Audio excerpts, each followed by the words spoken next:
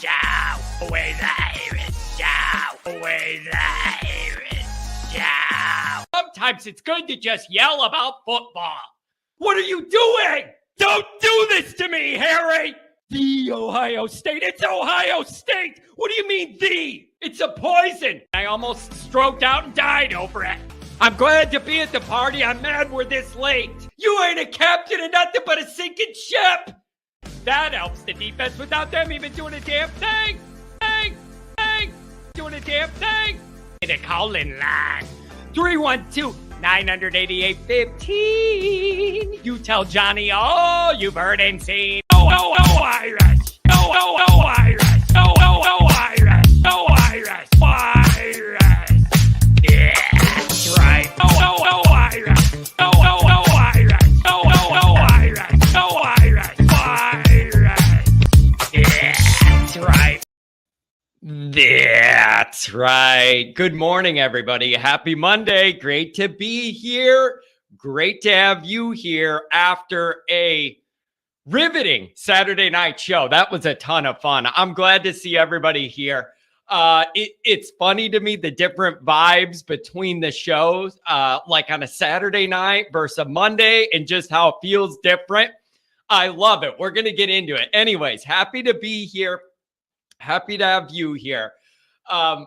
First things first, hope everybody had a good Mother's Day, took care of your moms, your wives, whatever it may be. Also, I wanted to make sure I mention this.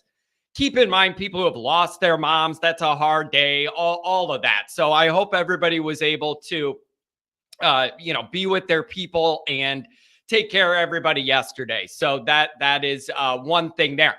As always, you can find the program on YouTube. Do it. Subscribe if you haven't yet. I appreciate that very much. Give the video a thumbs up. That helps me as well. Notifications on, and you and I both know why. That way you're alerted every time a new episode drops. You don't want to miss it. Twitter, search bar Always Irish Rat.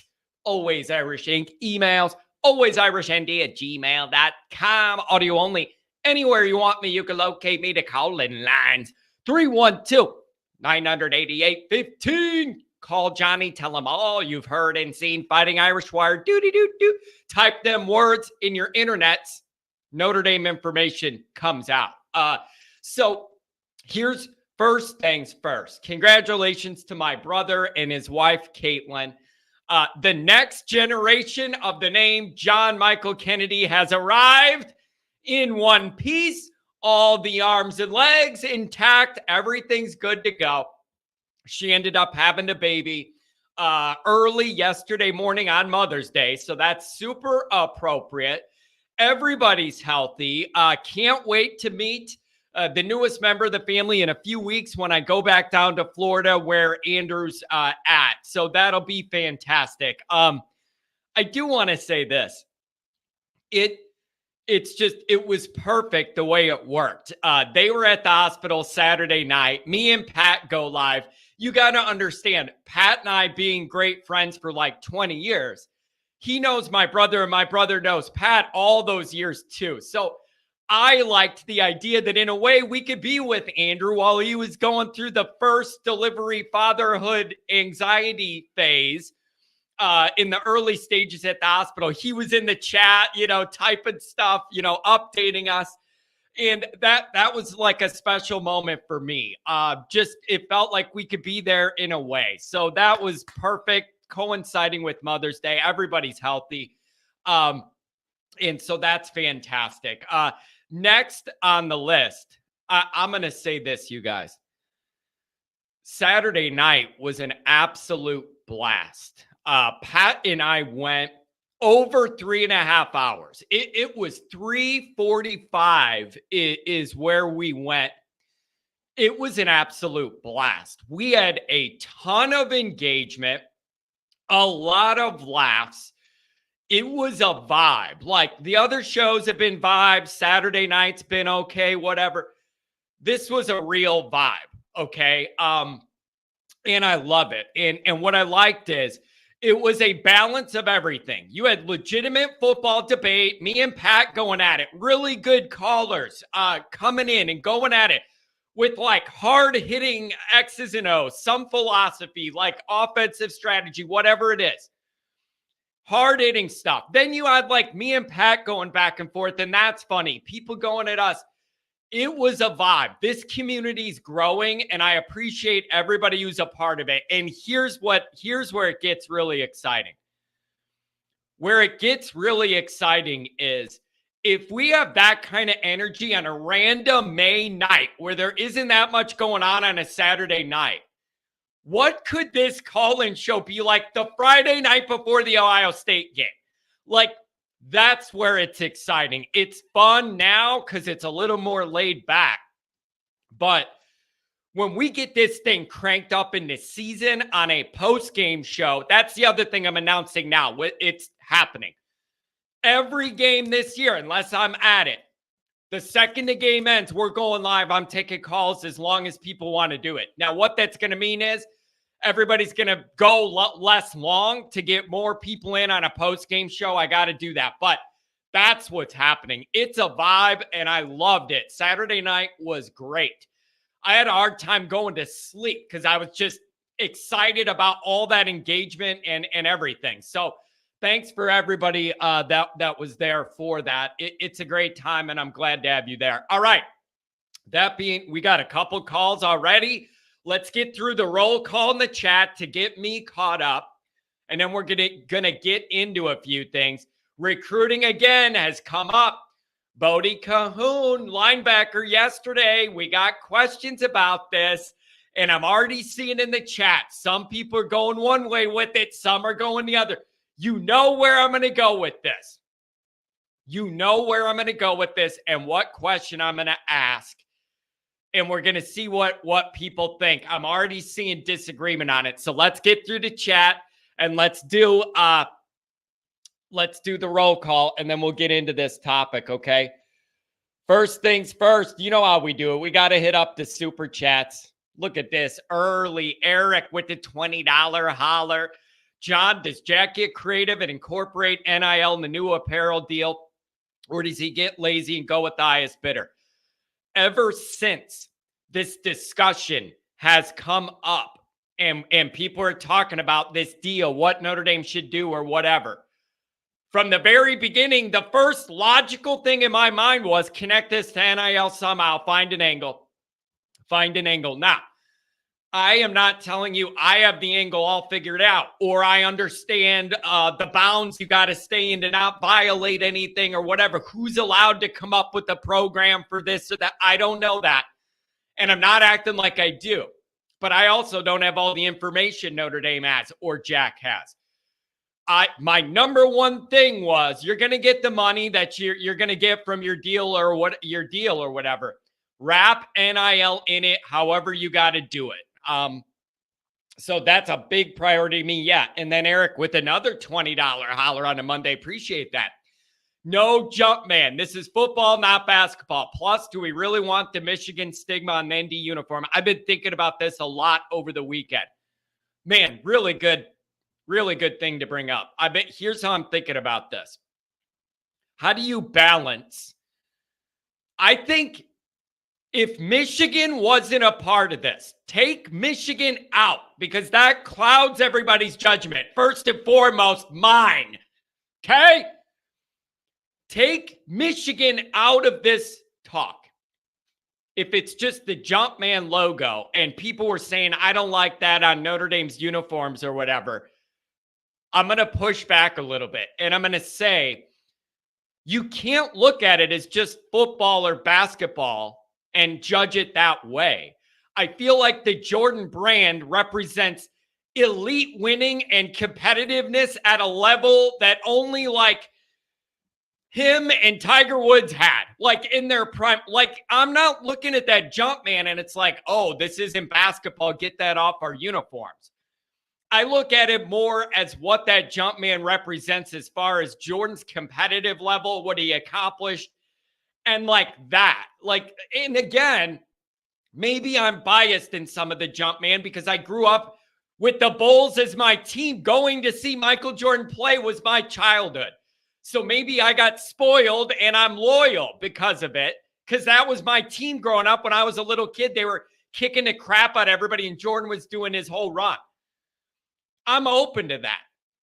And then the Michigan thing is a mental and emotional hurdle for me too. And I do understand that. Would you want to go down a path Michigan went down? Really? That's what you want to do? You know what? They'll probably say, you may as well do that, Notre Dame. You did that for your stadium too, because I believe the word is Notre Dame Stadium was built around the plans that the Big House had in terms of layout. So you'll probably hear that. However, let's bring this all full circle.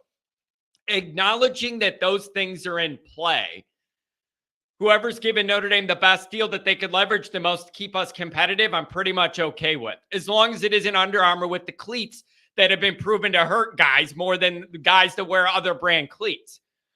Anything other than that, whoever we could get the best deal from with the most NIL offshoots, I'm going to be fine with, I think.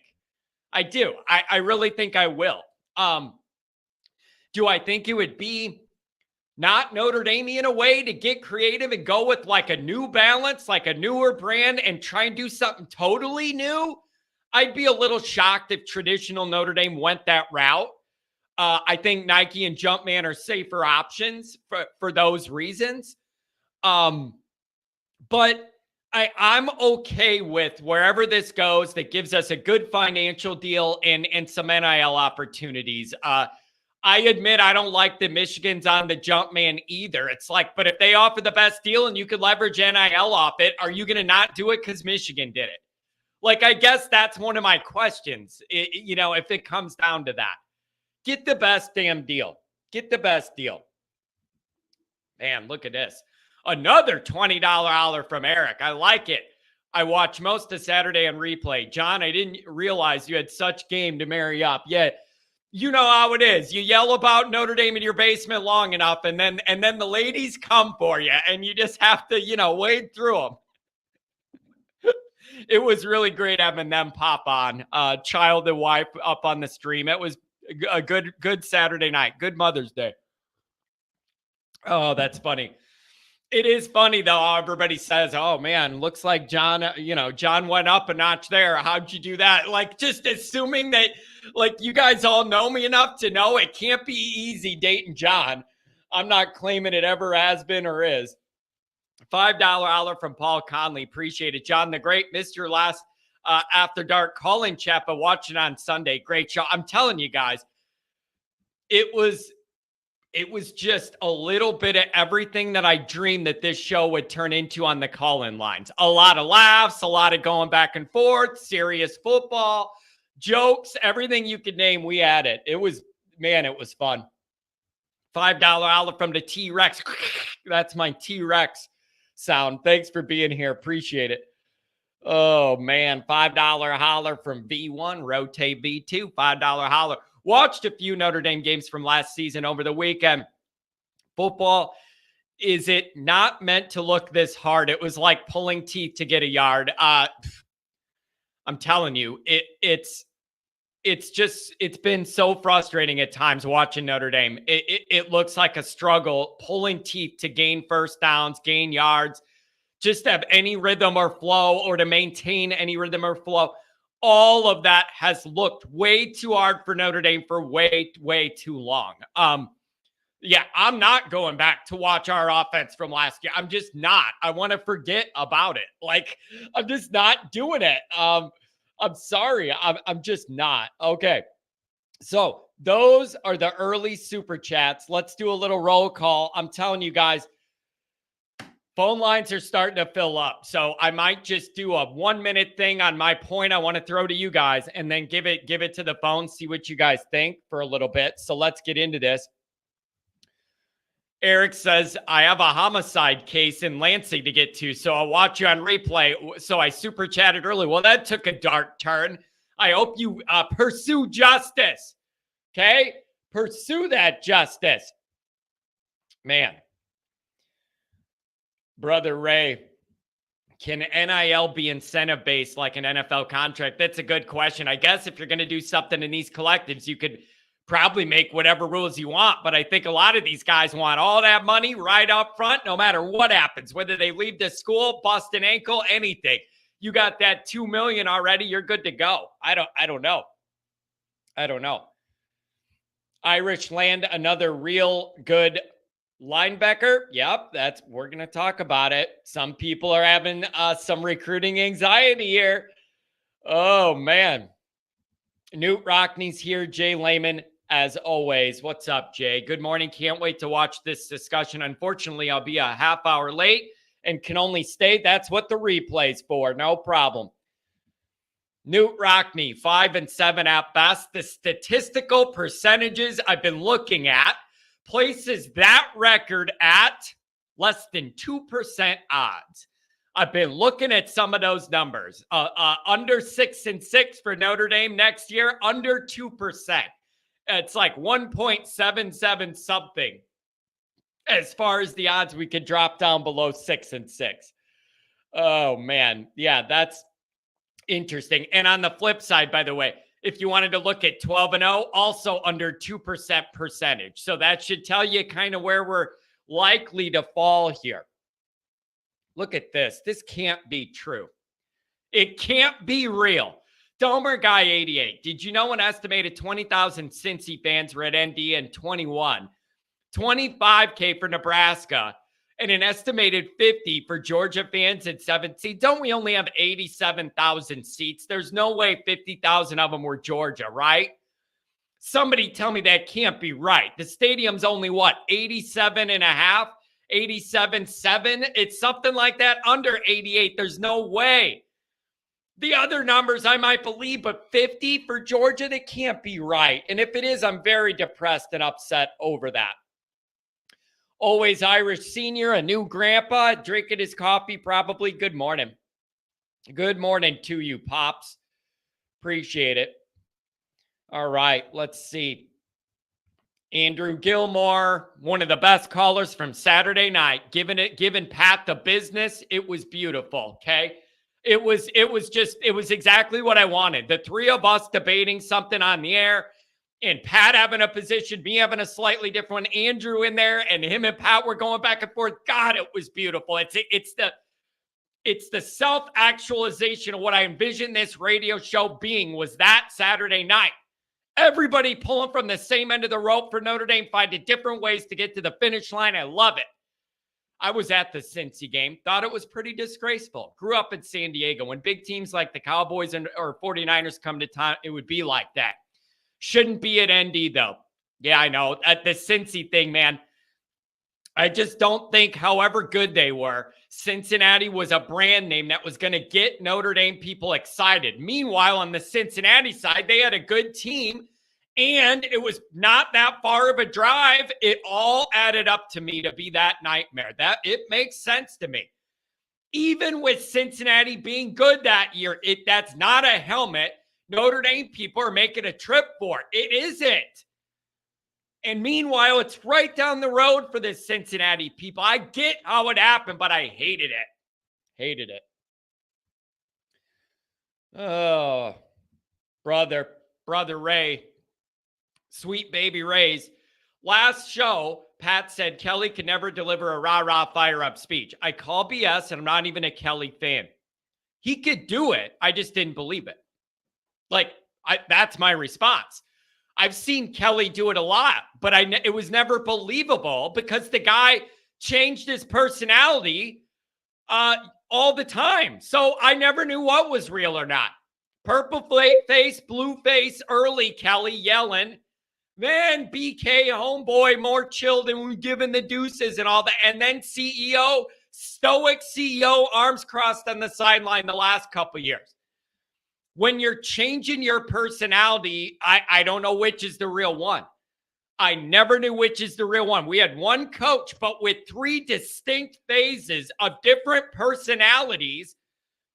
And that doesn't work for me. I would rather, even if one doesn't work, you're at least you. It got to the point where I would be like, roll my eyes. It'd be like, dude, which is the real one of you? I'm sorry, but that's how I felt. So I don't know. Good morning, John. At a dental appointment. Have fun. I won't. Yeah, I'm sorry about that, man. I'm sorry about that. Ask him for a shot and just get it over with, I guess. Also, Dr. John was messing with us in the chat all Saturday night. He was playing games. He would put in the chat, John, Pat's your guest. Quit interrupting him. 10 seconds later, he would put, Pat, it's John's show. Quit interrupting him. Like trying to get us all backwards on each other. Oh, it was a fun night. What a fun night. Oh. Newt Rockney. I sold tickets for ND for many years. You'd be surprised what the ticket holders think of ND. Most could care less about football. It's all about business. Yeah, that doesn't surprise me at all, Newt. That does not surprise me in any way. That's what I suspect and see and feel as well. And I say it all the time. I complain about these Notre Dame people coming back there and, you know, their fancy tailgate and their wine and cheese, and they're there to meet up with their old law school buddies, and the wives all hang out, and we have our charcuterie board, and we have our little drink of wine, and then we go to the game, and if Notre Dame wins or loses, it doesn't matter because we were at ND with our old friends, and that's what really matters. No, it isn't what matters. Winning's what matters. Okay?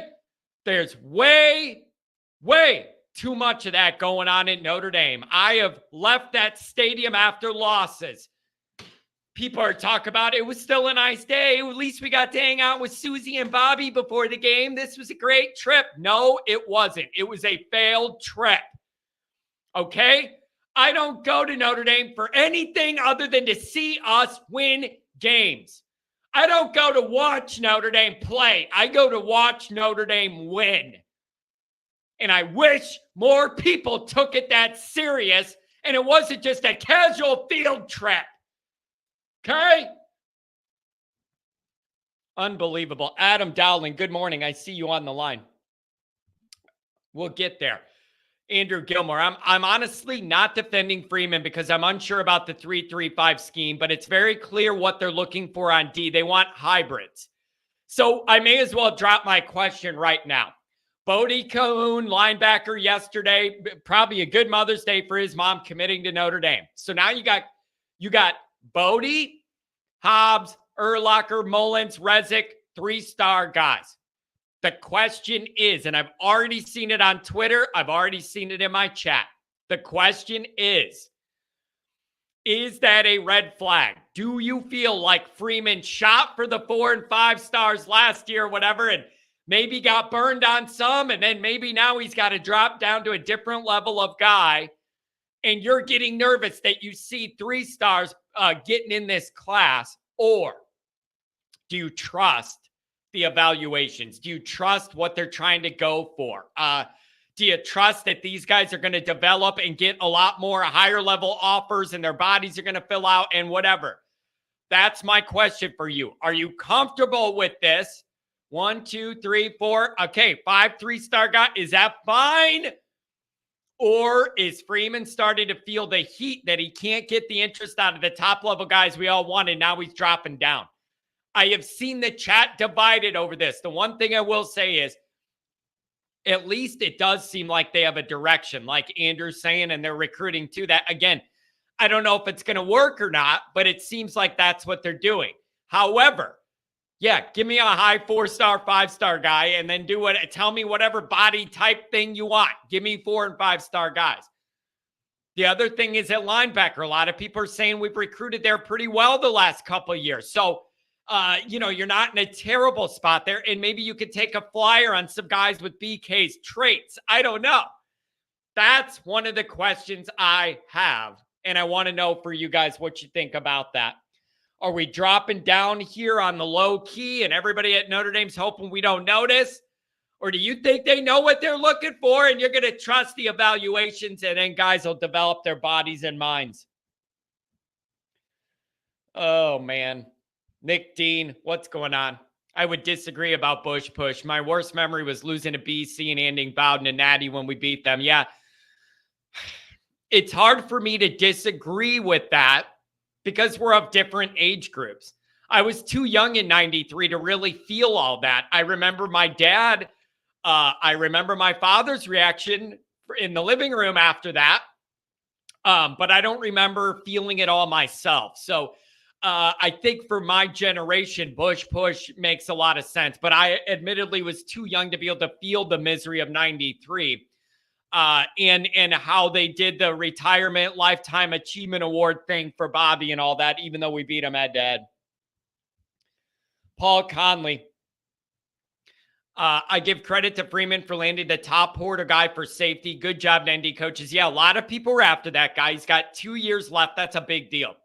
That's a big deal. We covered Saturday night with the extra COVID year. The guy did graduate, but now with the COVID year, an extra year, and a redshirt year, he's got 2 years left. Really helps Notre Dame's depth there. Good athlete. I've looked at some highlights. And that's a good job by the staff to beat out a lot of those teams that were in the mix for this guy. The 2-year thing is a big deal to me. And obviously you needed help back there, and it makes me feel good about that. Good job. Yeah, you're right. I've said this too. Whenever new people are going to Notre Dame and they ask me, oh, I'm looking at seats, where should I pick, what should I avoid or whatever? I always tell them there really isn't a bad seat at Notre Dame. It depends how much you want to spend. And in terms of seats to avoid, the only thing I tell people to avoid is if I know they're a Notre Dame fan, you don't want to be up in that corner, the 8,000 sliver that we give the opposition. You don't want to be up in there. And if you look on like StubHub and stuff, I've had friends do this and send me the screenshot going, John, why are these seats so much cheaper up in this top corner? And I'm like, there's a good reason for that, because no Notre Dame people wants to be stuck up there. That's why. But really, other than that, there's not a bad seat. It just depends if you want high, low, how much you want to spend, whatever. If I had my way, I would have the top row, so anywhere in the stadium in the top row, so I could stand and lean against that wall and not have to worry about anything else and get my energy out. Like blue and gold game, I don't think we sat at all. We stood. I like standing. I got nervous Notre Dame energy. I need to be standing for that. Yeah, this is true. If we're 4-0 and the fans sell out, the fan base is trash. It can't happen this year, man. It really can't. It really can't. Mikey pulls a lot of weights, and he's my bouncer at the tailgate for Central Michigan. That's going to be the biggest blowout in town, damn it. We're making it happen. Good morning, John. I'm concerned with the amount of 3-star commitment. Hey, looks like I was on the right trail. Concerned about the amount of 3-star commits lately.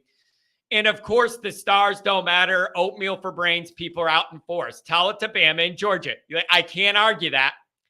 I can't argue that. But the problem is we can't build it like them. Like, that's the issue. I mean, I realize those rosters are jacked and stacked down there, but me telling Freeman to get that done in the same way just isn't realistic, and we all know that. So you got to figure out where you fall in between. I'm sorry. Blame Kelly for this, but when I hear Notre Dame recruits and traits, I have a bad reaction. You could tell me that's not fair. I don't care. When you start talking to me about the staff likes this guy's traits, I revert back to Brian Kellyism, and that makes me nervous. But when you're looking at some of them body types, especially at linebacker, some of it makes sense. But I want to know what you guys think. And by the way, this class in 24 is ranked like 4th, isn't it? So it's not like they're dropping like a rock or they're like 30th or whatever, but you got to stay there. That's Notre Dame's problem. All last summer, we were high up too. And then on signing day, we dropped so low, I couldn't find you. So it isn't about being there now. You got to be there when that signing day comes. Actual signing day. Pat, good morning. Good morning to you. Patrick Cotter, good morning to you. I saw you here. Andrew Gilmore. Feels like they may go another cycle without signing a top-end safety. That is something you could criticize. Also, Al Washington doesn't deserve praise till he lands a major Viper. Needs Scott too. Those are fair points. I'm not going to argue, man.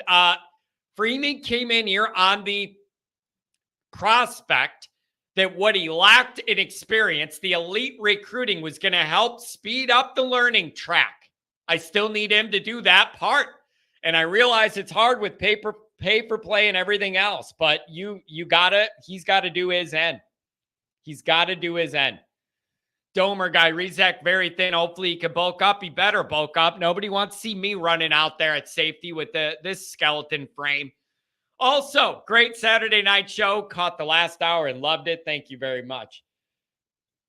Thank you very much. Newt Rockney, just to look at the bright side. Took Sonny 1 year to take TCU to the playoffs, and he did it with 3-star talent. Freeman is no Dykes. I get what you're saying there, and there is a path. You need a blend, I think, at Notre Dame is most realistic. You're not going to be able to get all those 4- and 5-star guys, 9 5-stars in a class. That's never going to be possible at Notre Dame. So you're going to need to get the ones you can get as the cherries on top. Build out the bulkier class with high 4-star guys, hopefully, and then have a couple of these. You see something in them they could develop in guys, but it can't be. It just can't be weighted.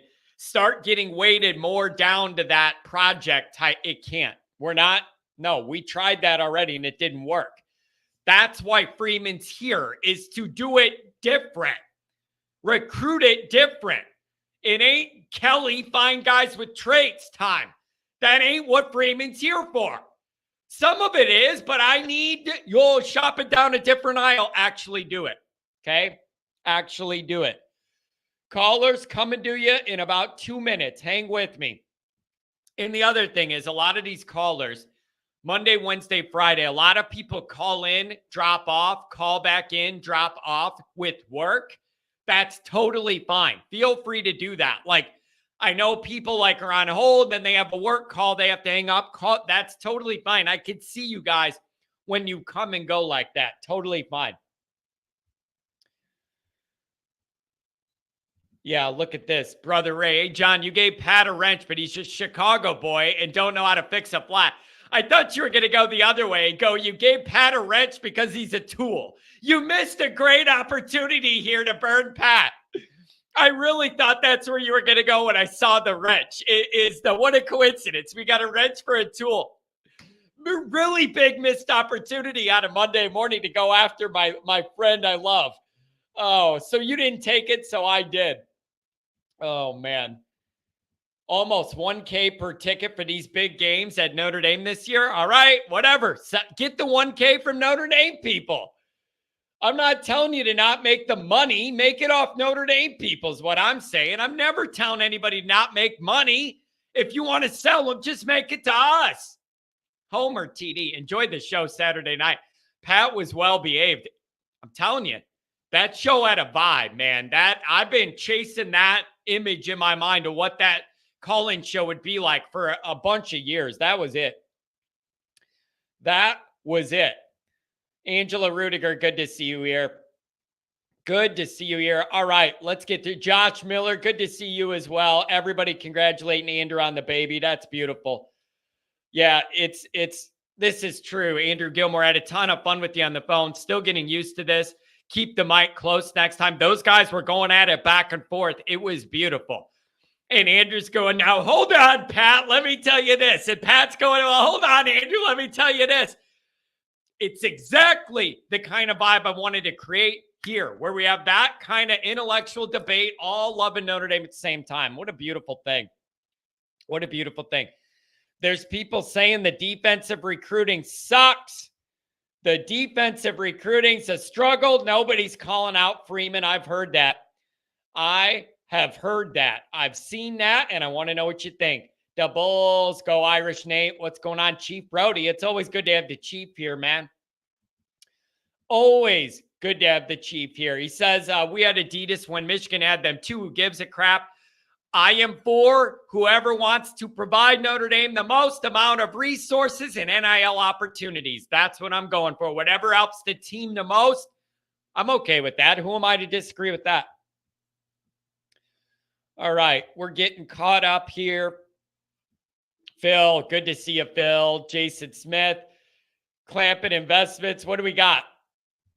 I'm over it. I've been to all these horrible games where the other fans takes over. It drives me nuts. It hurts, man.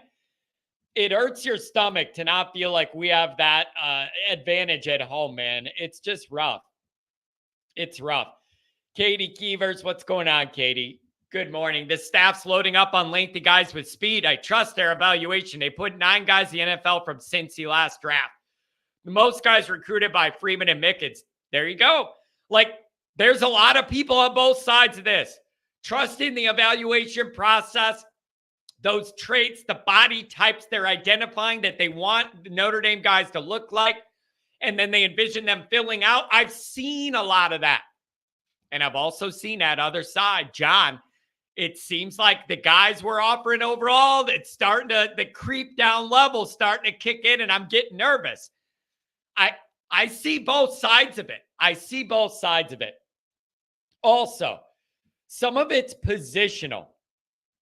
And what I mean by positional is certain areas where you have more depth, you feel really, really, really strong about right now, you may be able to have more flexibility to take a project guy or whatever that you really hope can develop because you know you got a couple more years of really good depth. And so I almost look at this a little differently, position to position as well, that you might have more flexibility there.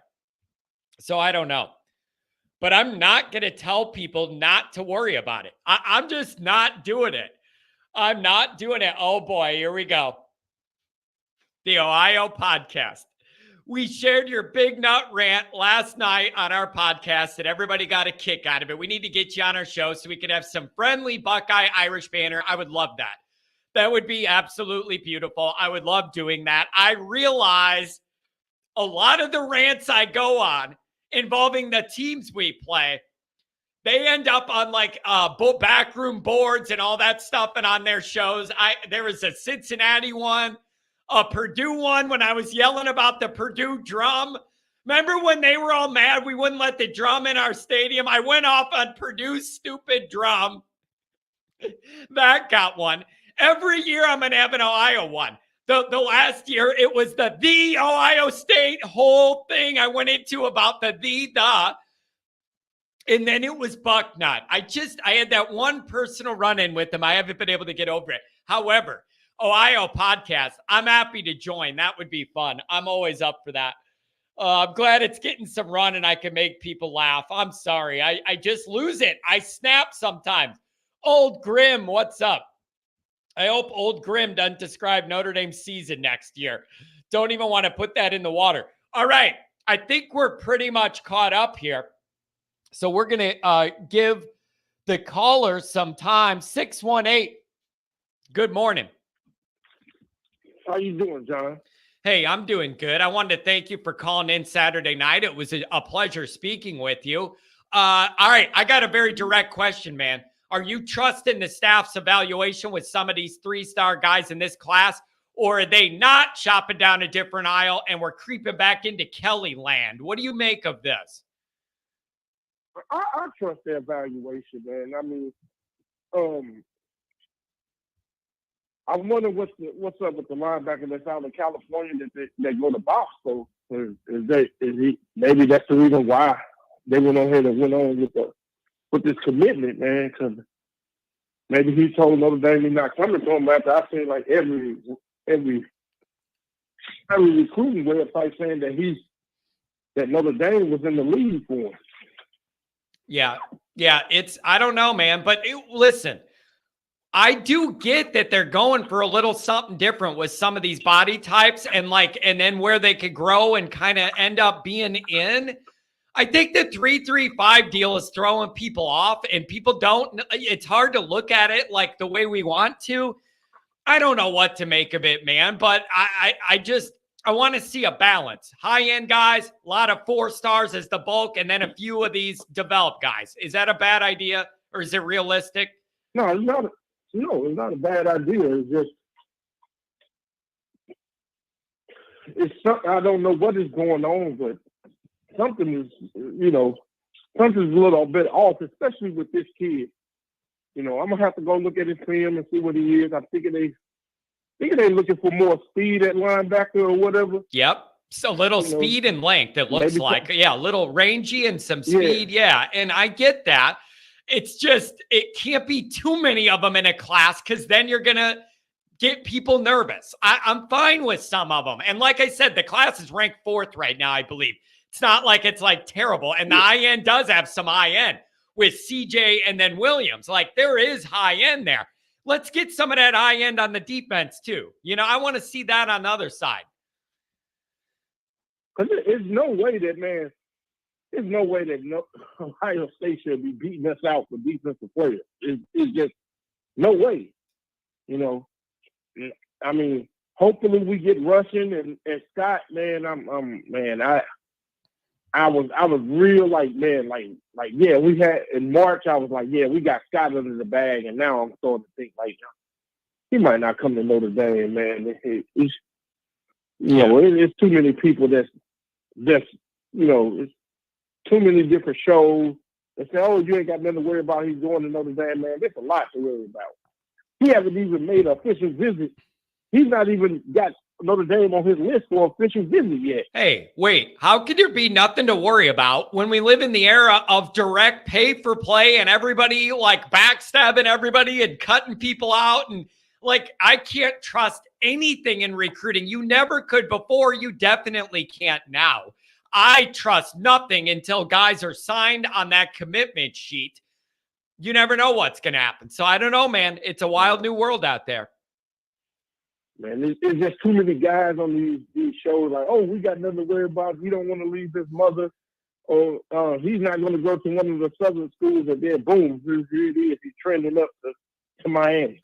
Yeah, hey, man, you could love your mama, and if you got a couple million, you could fly her down to Miami when you miss her. Like there's a lot of different ways to miss mom.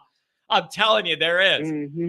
I'm just saying. I don't know, though. But I think, do you have to kind of trust Freeman a little bit? And as he gets into this as like the second time doing this, just him, maybe they've refined what they're going for a little more and maybe go for it and see where it ends up in a year or two. I don't know. It's Notre Dame's not going to just be able to get all 4 and 5 stars. I understand that, but just don't start talking to me about Kelly's traits. I'm going to start getting nervous. Yeah, I don't think no school will be able to get just all 4 and 5 stars. Every once in a while, like that kid had schools on his list that, what I'm saying, that was high-end schools. He had big schools on his list as well, but I haven't seen any film of him, man. I'm going to watch some film of him just to see.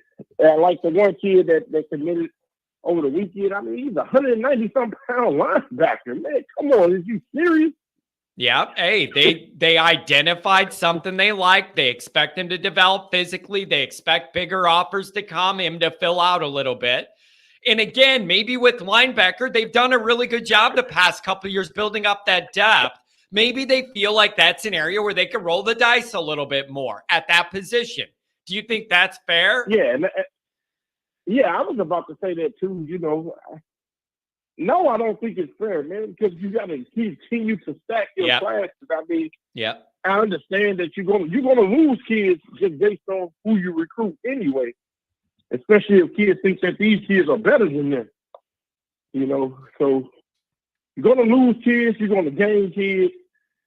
I don't know, man. Maybe they have to do what everybody else doing and just go into the transfer portal, man, every year and pick the best kids off the transfer portal because right now, man, you're getting all these 3 stars, which, 3 stars ain't bad to get, but man, come on, man. Yeah, you got to. Too much like Brian Kelly class. Yeah, well, that's what's going to get people nervous. That's what's going to get people nervous. But they've obviously identified these guys and seen something they really like as the fit. It's just a matter of if it's going to work out, or not. So I don't know, man. It's wild. So I don't know. What else is on your mind? Anything other than the recruiting? Yeah, I seen what your show was about today. That's the reason I called in today about, I guess, going over the game by game or whatever. Let me give you this. I will. I'm going to go over this now. This is a statistical input based on last year's production, returning production schedule, all this different things that go into this big equation. And it comes out with these statistical win probabilities. Don't ask me everything that went into the equation. I'm not smart enough to know it, but I'm giving you an idea of what's in that stew. Let me give you the numbers. These are the percentages Notre Dame wins these games. Navy 98, Tennessee State 99, NC State 76, Central 99, OSU 23, Duke 83, Louisville 74, USC coin flip 52, Pitt 82, Clemson 40, Wake 88, Stanford 95. What stands out to you of those numbers? Clemson. They got him at 40. They got him at 40% that Notre Dame wins that game. 23% Hey, against Ohio. Ohio State has lost damn near half their team, and you talking about 23. You talking about 23% against Ohio State. 23%. Maybe maybe that coaching over there at Ohio State ain't that good. Well, there you go. They is going to be ran out after this year. After the Notre Dame game, he's going to be on the hot seat. After the Michigan game, he'll be gone. Hey, I would love for Notre Dame to put him on the hot seat. I would love that, as long as we don't put him on the hot seat and then he leaves and then they take our head coach, open up NIL and everything else and let the guy run wild. Then I'm going to be upset about it. I don't want that to happen. I don't want that to happen. Give that job to Hartman. I think Hartman will be their next coach. Yeah, me too. Which will probably be a mistake as well. Because some people coach positions really well, and some coaches can coach a position really, really well, and being a head coach is not in their DNA. Yeah, nope, that's a good point. But that's what makes me nervous about Ryan Day if something goes wrong there. But then like USC coin flip, I think that's pretty fair. But it's interesting to me. USC's basically a pick 'em on this, and it 23 Notre Dame at home. I think 1 out of 4 chance for Notre Dame at home. I don't like that. It's got to be higher than that. I think, man, listen to me. It's a lot of people that's out there that always call the big three: Georgia, Alabama, Ohio State. When it comes down to recruiting, it's only one big one, and that's Alabama. I mean, I'm sorry, Georgia get the same type of kids that we get. They get kids in their state that don't even stay in their state. They get 4 and 5 stars that they can't even keep in the state. So that, they get the same type of kids that Notre Dame basically get, and then they turn around. People don't look at everybody recruiting, but I look at everybody recruiting, and Georgia gets just about the same kids that Notre Dame get, and they just coach them up better. Yeah. It comes down to coaching them up, man, and wanting to get them to get better. And I think that's what Notre Dame is trying to do. Like, hey, man, we can follow this blueprint. We can coach these kids up. About time these kids come to the NFL draft, because it's all about putting these kids in the NFL, man. That's the long-term goal. Yeah. I believe that you're going to beat the coin flip. Now, like I said, all season, the one loss that I will give Notre Dame is probably the SC game, and that's going to be a shootout. I think the Ohio State game, they win by 2 touchdowns. Ohio State don't have a quarterback. Their defense is soft, and their offensive line is soft. Man, so, I want it to be true. I want it all to be true, and I want Notre Dame. Hey, we have seen this. Here's my goal. The day after that game, I want all the articles in Ohio State land and all the blogs and all the podcasts and all the YouTube channels that cover Ohio State. I want them all to ask the question: has this run its course? What's Ryan Day doing? Is it, is this the fall of all? I need that to be the headline in Ohio the next day. Man, their defense is truly soft. So we've seen it the last couple of years. There's no way we should have beat them last year.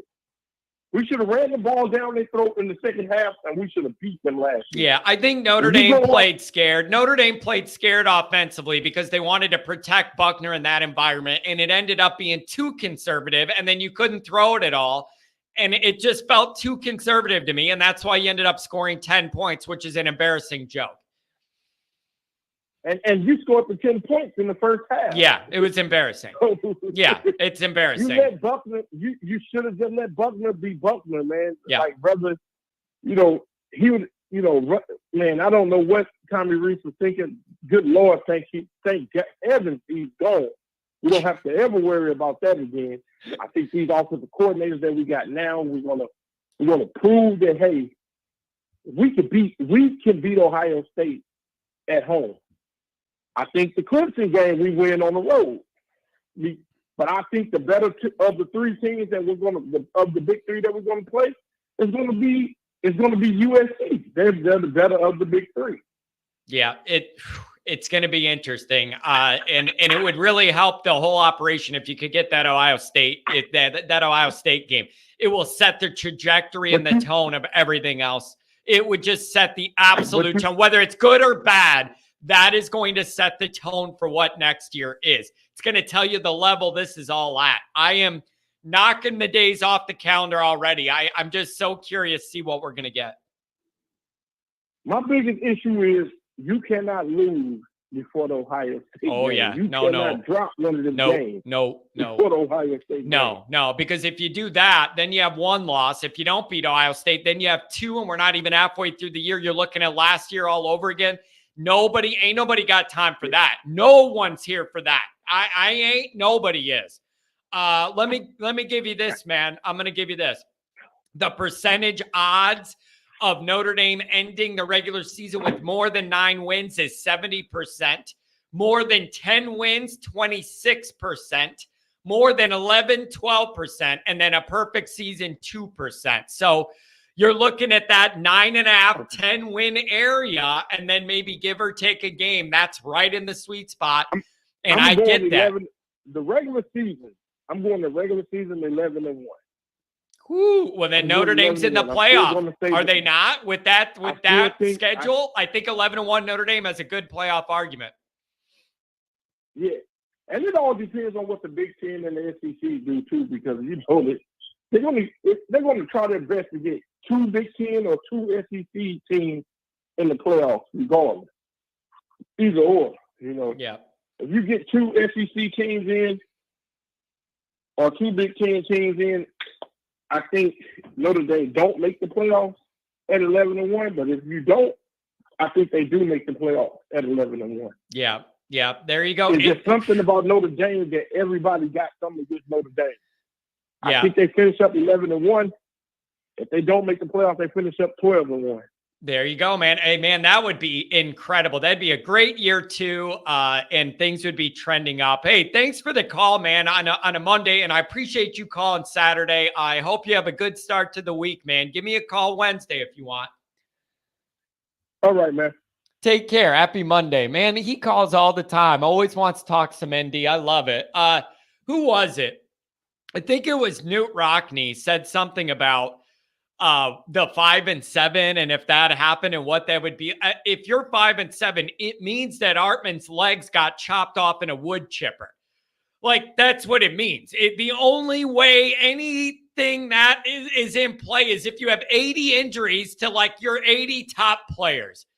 But in that nuance of like some of the sarcasm of that, it is worth noting, like, Hartman's still got to stay healthy for any of the stuff we're talking about right now to matter at all. That guy's got to stay healthy. Like, none of this bigger picture, none of that exists unless that guy stays healthy. Like, it just absolutely has to be. And it's just such an important year. You can't end up with 2 years where you feel like you're really not getting what you should be getting because of that injury situation. You can't have that again. You can't have it again. All right. You just can't. Oh no. James Brothers. I bet if Angeli can't play QB, I bet he could cook. I don't want to go down the Angeli experience next year other than mop up time. I just don't. I don't want to do it. I can't do it. Hey, if you're in here, give the video a thumbs up. I can't see because I'm in the streaming program how many people have done it or not done it, but give it a thumbs up. That helps me. If you're already here, do that. I appreciate it. Paul Conley, John, make Pat Cotter a part of your Always Irish After Dark show. He adds to the quality of your show. I try and do that. He gets the invite, but Pat's got other hobbies too. He's going on a golf trip this weekend, but that's why I wanted Pat to be a part of it, because I know he knows how to debate. Nobody's going to stump him on how he wants to respond to something philosophically. I know he could carry that.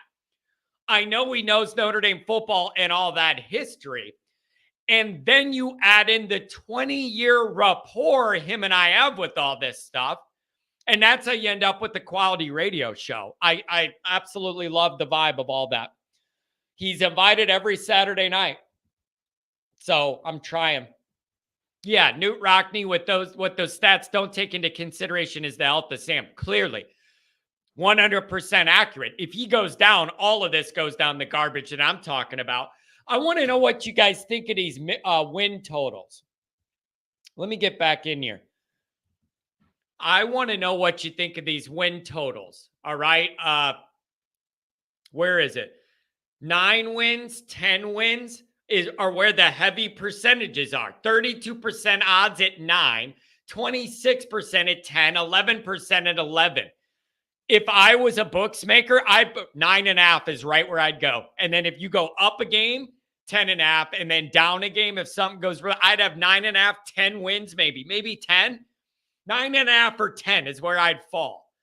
And then you, based on those details, you go up 1, down 1, maybe. But I had that 9.5, 10 in my mind.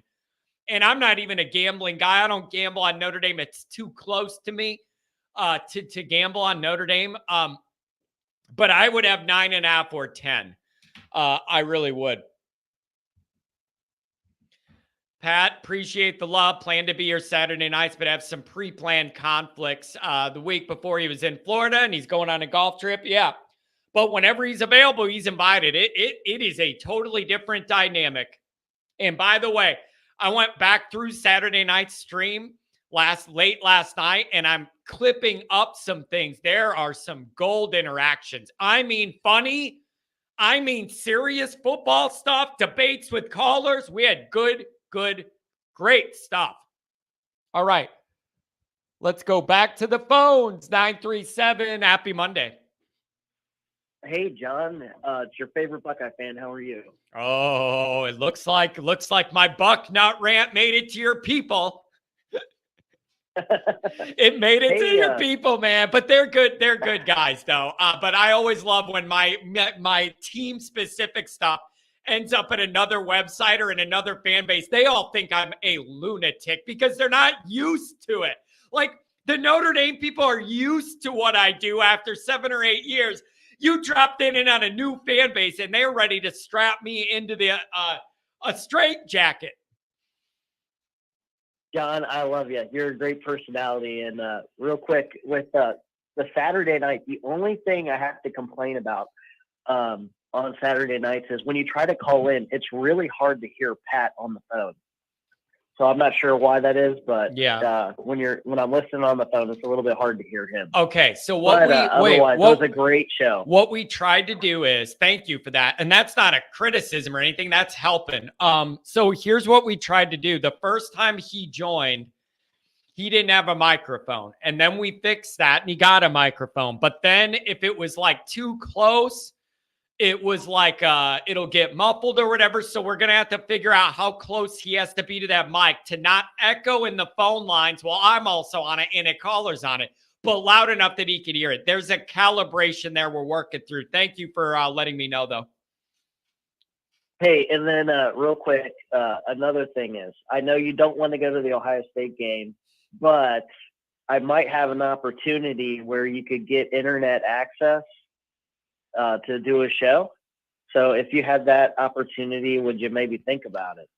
My aunt, she lives right off of Warwick Street, and she can see the dome from her front yard. And if we could get a nice Wi-Fi signal going for you, maybe you could think about it. Just think about it. Yeah, it is. I have been thinking of ways to maybe be able to accomplish that. And I have a few different lines in the water of maybe how to make that work or something like that work. Is it okay if I get your number off this and then maybe text you, or we could talk about that a little bit? Yeah. All right. Yeah, for sure. I would. The only thing is, Pat, dude, everybody's saying, don't do it. It's a trap, John. I'm going to. Oh, no. No, wait. I walk in the house. It's all Ohio State people beating me in the leg with the bat. The Bucknut guy, the Bucknut guy's there, and he hits me from behind. You guys all tie me up. I missed the entire game. You break my laptop. I'm done. Nobody knows where my body is, and it all started here. I love it. I love where this is headed. You just got to help me out, John. If I could set all this up, we could do it. I got to figure out a way to get a ticket. I tried Brandon Fry. He's on Twitter. He was selling tickets over the weekend, and I messaged him, and then a guy figured out because my handle says Duffy Buckeye. Yeah. No, hey, you got to understand that. You can't tell to him. You got to understand that. I just went over how mad we are when the other team takes over our stadium. So you got to understand. I know. If one of my guys has a preference to sell to Notre Dame people, even as respectful and well-spoken as you are about Notre Dame, you gotta understand it, dude. I don't blame you. I just you gotta help me out. Yeah. When push comes to shove. Real quick. Go ahead. One thing I was gonna say is, here's an idea, and I want to bring this up, and I have a couple people working on this. I'm looking into other ways to be able to get around campus and do a show or set up somewhere and do that, maybe somewhere more public. There's a couple different avenues with that. So I'm going to see what we could do, but I will message you and we'll go over some of the ideas I have specifically. Thank you for trying to think of an angle, though. Yeah, awesome. Thank you.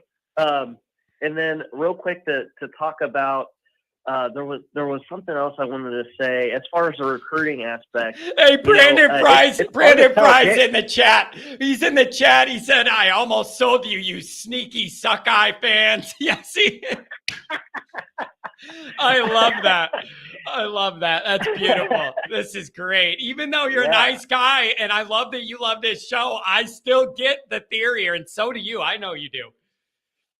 I get it 100%. Yeah. 100%. But real quick on the recruiting side of this, it's James Laurinaitis. He was a 3-star recruit. So, 3-star recruits sometimes can pan out.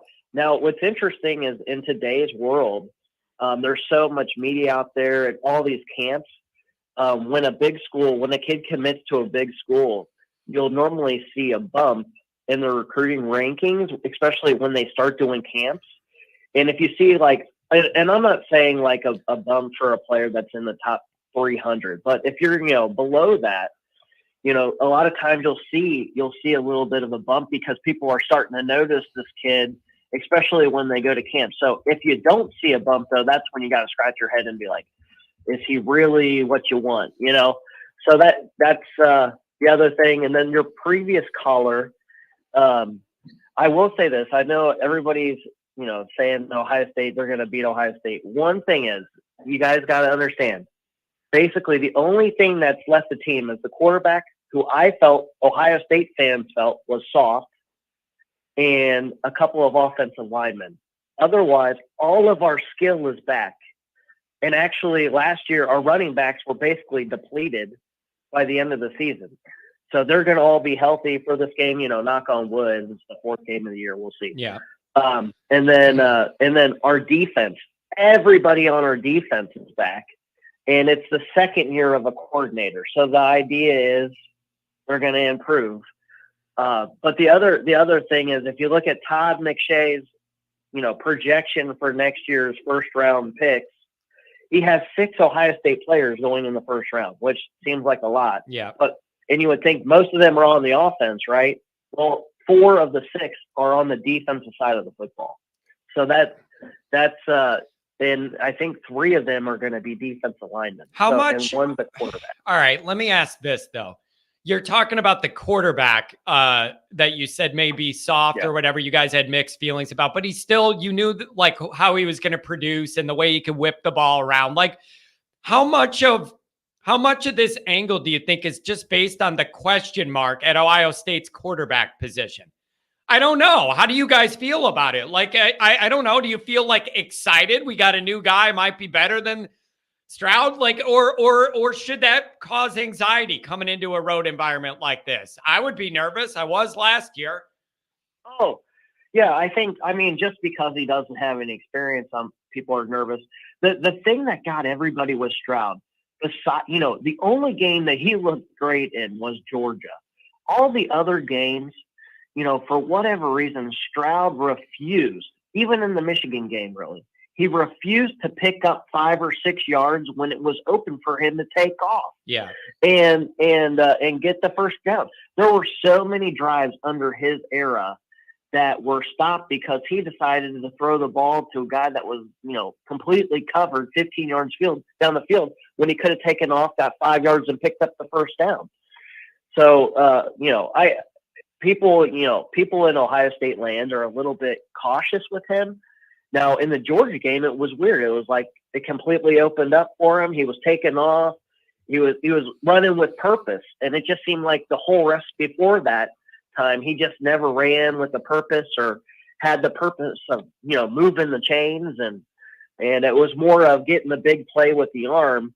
And so we're kind of hoping that now we don't know, but we're hoping that the quarterback, he might not be as talented with his arm, but maybe he'll be able to take off. And when there are those lanes that are open, which is quite often in college football, that he'll take off, get that 5 or 6 extra yards, and just move the chains. Yeah. And that also toughens up the team. I think, in my opinion, Stroud was kind of soft, but and I think their team kind of takes on the persona of the quarterback. Yeah, that makes sense. Yeah, that makes sense. I don't know, man. It's the pressure's on Day this year. I think Ohio State people are starting to feel the pressure. And the other thing is, you and I both probably don't like looking at the recruiting rankings. And I got to admit, as much as I hate Michigan, they are trending up in recruiting, and they're doing a much, much more solid job than they've done the last couple of years. So they're trending up. You got to battle that, that issue specifically every year you have to deal with. Let me ask you this. What do you think about the talk of a couple other teams joining the Big Ten? What is it? Oregon and Washington? Is that what I read? I've been seeing smoke there. What do you make of that? Yeah, I mean, it makes sense to grab 2 teams out there. Now the question is Stanford and Notre Dame going to be next? That would make a lot of sense to me. Yeah. Well, and another question is what's going to be left out west? If ever, you know what I mean? Like, what do you do with the Pac-12 then? Backfill it with Mount West teams? What do you do to make up for that when you're losing all that quality into another conference? I don't know. I think those teams are going to go to the Big 12. I think once and the Big 12 is going to be kind of like the 3rd tier conference. I think, basically once the ACC breaks up in in 10 years or so, and the big teams out of there get gutted, then you're going to have basically 3 conferences, the SEC, the Big 10, and then kind of like the 3rd tier conference of the teams that didn't make those 2. So that's kind of how it feels. Now, do you have any? Does it feel weird? I don't really like it, but does it feel weird to you that you're kind of like used to what you're used to in this conference setup, and you kind of know what to expect and who you're going to play and the trends? How do you feel that it's getting all mixed up with USC in the mix and all that? Like, are you excited to see those new teams in that rotation, or is it like, hey, Ohio State's done pretty darn good for themselves the way we've been doing it. I don't necessarily need all these changes. Like, I honestly want to know what you think of that. Well, this is the first thing I think of is that Michigan still has like 3, 4, 5 more Big Ten titles than we do. So now they get the Big Ten title, it's going to be way harder. And my goal in life was to, at least get to past them. I'm only 35, so I think it still can happen. But but now it's going to be way harder to do that. It doesn't really bother me, other than the Big Ten idea. It doesn't really bother me because the playoff is the one that's 12 teams. Yeah. So now you got more flexibility, even if you don't win that conference or whatever, to get in, and your ultimate goal is still there, that kind of thing. Yeah, that makes sense. Yeah, that makes sense. The other thing that I like about it, the teams that we have now with USC and UCLA is we have the Rose Bowl. I think that's kind of key because I think at the end of the day, I think the Rose Bowl is going to be maybe where the Big Ten championship is played or something to that effect to keep kind of the Rose Bowl kind of stuff alive. Yeah. And I think that means a lot for the Big Ten and the Pac-12 schools that are coming in. It would be I really if we could get Notre Dame, then if you could get 3 divisions and then you have some sort of playoff where the champion of 3 divisions and then you have one at large to take up, and then have a adjustable schedule where week 12 is those 4 battle it out, and then you kind of have like a ranking where you cross over and 3s play the 3s, and that would be really cool. Yeah. And I think that would be really cool. The other thing I think that's definitely coming is with the addition of these teams is that you're going to go to a 10-game conference schedule. I think that only makes sense. It does, because you're going to have way more teams in that pool. So it does make sense. Yeah, I totally agree. Yeah. And then how big the conference gets, that's the next question. Like, is it going to be, are we going to, if we add Oregon and Washington, is it going to be just 2 more after that? Or is it going to be, if Florida State and Miami were to open up, would you take one of those schools to get to that recruiting base down there? That's the question, because the Big Ten has a lot of great TV markets, but they don't have a lot of great recruiting areas.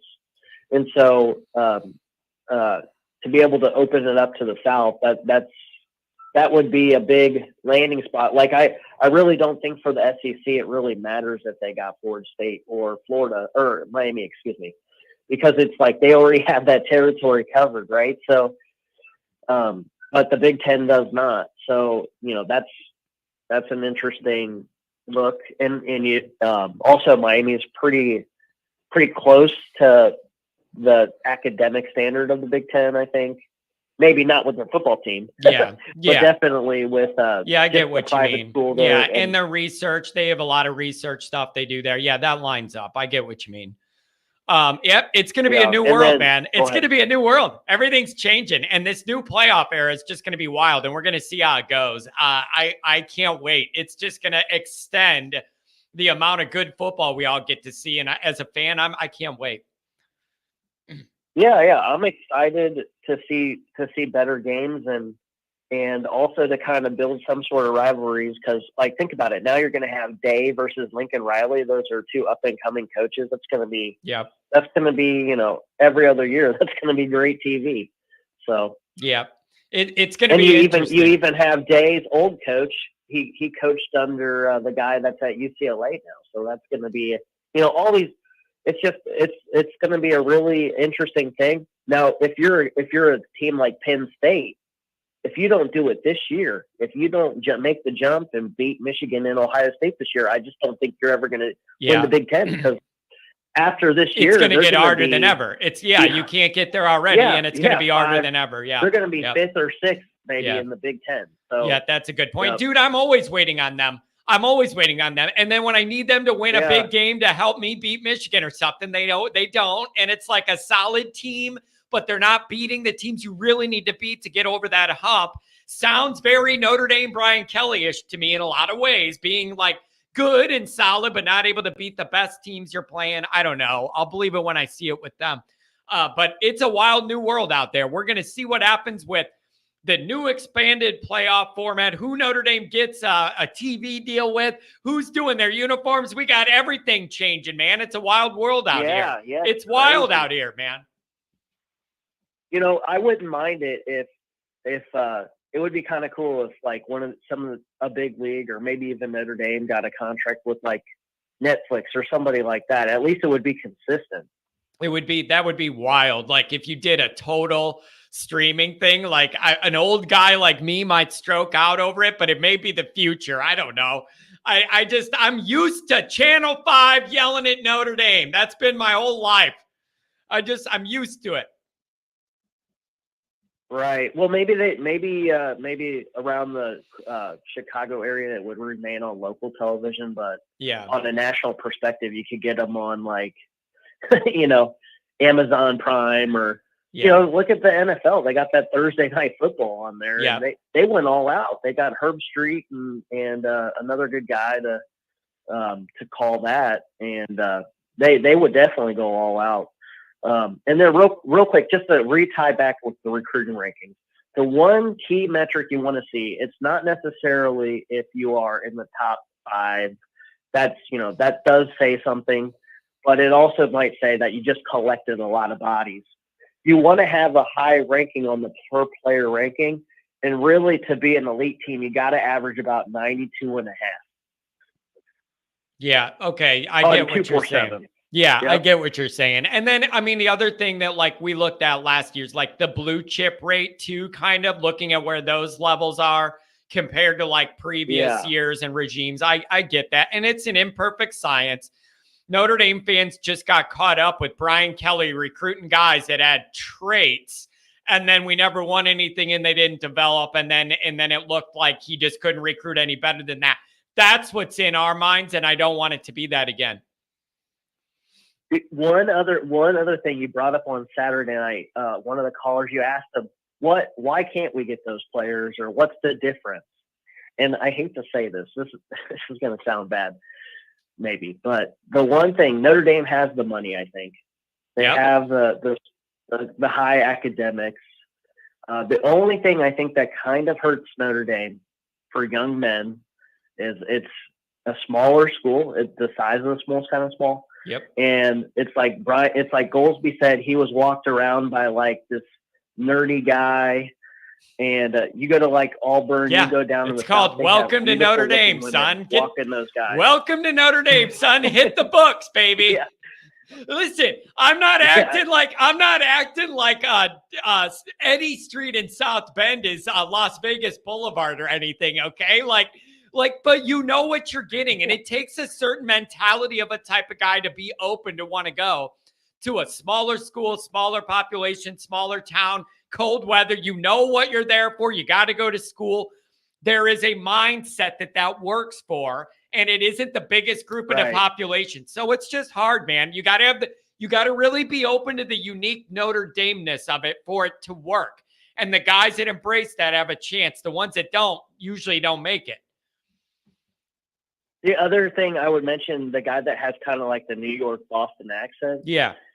He brought up all these old players that, played at Stanford and in Michigan. Well, the thing is, when a lot of those guys were recruited, they weren't top recruits. They just panned out at those schools. Right. And honestly, I wouldn't even want to compare myself to Michigan. Besides the last 2 years, they've been pretty terrible. So, yeah, that just to stick it to them there. Yeah, they've only been good for the past 2 years. Yeah. There you go.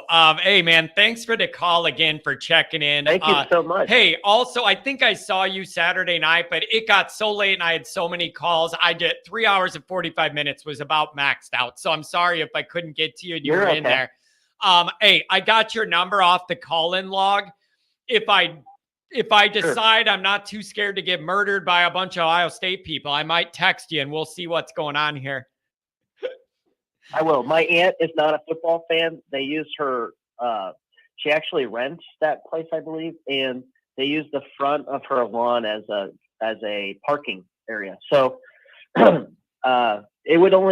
would be very minimal Ohio State fans there. It would be me, my 7-year-old son, and my 65-year-old dad. But listen, man, if I did any of that, we have enough of a back and forth. I'm really not going to be that petty, and it's very generous of you to offer that to me.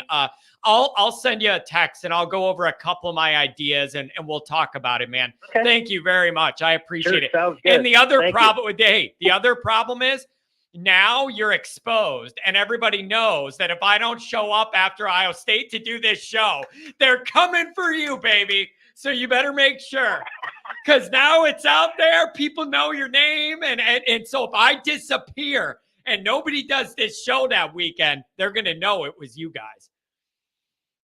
Well, don't worry about not showing up, but you might have a black eye or two. Yeah, there you go. There you go. I'm going to get Nancy. I'm going to get Nancy Kerrigan by the buck nut or something. I see how this is going. Yeah, and I'll be laying there. Why? I just wanted to do my show. Why? Oh, man. All right. Have a good Monday, man. Thanks a lot. Have a good one. Take care. Have a good one. Oh, man. Good guy. Good guy. Will he be hard again? I can't answer that. That sounds like a personal problem. 15-0 undefeated champs. Closest game, Notre Dame 59, USC 0. This is a very optimistic outlook. I want it to be true. I very much want it to be true. Oh, man. 818. Good morning on a Monday.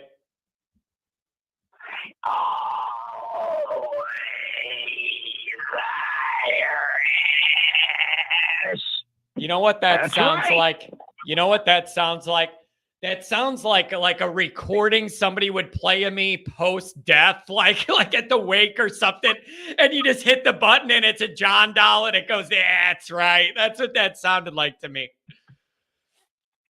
Dude, your opening of the show is so creepy, but so cool at the same time. I know. Why do you think I did it? Because, I want to stand out. What else can you hit them with but that weird robot, weird voice, great, man? I love it, man. I love it. Especially my horror, my love of horror movies and, and all that stuff. Oh, It's so creepy, man. But it's so like, oh my God, I was cracking up. Trust me. You're not the person who for that. Hey, you're not the first person who suggested that the combination of my face and voice reminds them of a horror story. All right. You ain't the first one. You won't be the last. All right. I've heard that before. Yeah. Oh, what's been up, man? John? What's up? Man, so let's, there's a few topics here on the table. Just let me go in order of least importance to most important. Let's talk about this, New Balance, Adidas, Nike, Jumpman, Puma, Skechers. Yeah. Matter of fact, those last two I mentioned, Skechers would be interesting. Puma would be interesting. I don't know how big those companies are anymore, but combined with Notre Dame, maybe that brings those brands up a bit. Although I do kind of like the We Are NB. Yeah, I see where you're going there. And you know what? Right? I have heard that they are being aggressive because they want to make a splash kind of and let people know that they've arrived at that level. And I've heard that they're very interested. Well, and I just got through seeing the Air movie, with Ben Affleck and Matt Damon about the Jordan, the Nike brand. This is a couple weeks ago, so it's kind of fitting. This conversation's happening now because what was significant about that company at the time is that they were a smaller company, and it was their aggressiveness and the fact that it was, sort of a grassroots thing where they were building up with the athlete itself, and just the pursuit of it, the way in which. Because, when he was in front of Converse or in front of Adidas, it was a lot more of a corporate kind of thing. And, his mother really took to the fact that these guys were, they were working their ass off to get Jordan. And it was almost like they were all coming up together. And I kind of like that. And I started thinking about what you said about New Balance. I'm like, that reminds me of the Nike Air situation, with Jordan. Yeah. So, but listen, man, I want to find a way to make NIL a part of this. Find an offshoot, find an angle to work with. This is a great opportunity to maybe catch a layup as far as what's possible in NIL. I am willing to sacrifice the coolest looking polo or even jerseys if the money's right for the deal overall, and there's an NIL angle Notre Dame can exploit. legally, that is what I want to do. I will gladly sacrifice what I want visually or whatever else to get those things done. So give me the brand. I want to see them pitch some stuff. Go in there and with the presentation and tell Notre Dame's board, here's what we're going to do for you. Here's how we're going to pump up the value of your guys and get them out there and expose them and all this. I want it to be that serious of a thing. Yeah, I'm going to make an early prediction. I think it's going to be New Balance. That's just my guess because of how because of what you said. I didn't hear about that until you mentioned it, and I've always been kind of just that would really be a new path with that brand. That would be a new path. That would be like not the traditional Nike logo and all that. That would be signaling a really, really modern approach. I don't know if I want to say there's risk in that, but New Balance apparel for uniforms is not what Nike and Jumpman, like that would be a really modern experiment.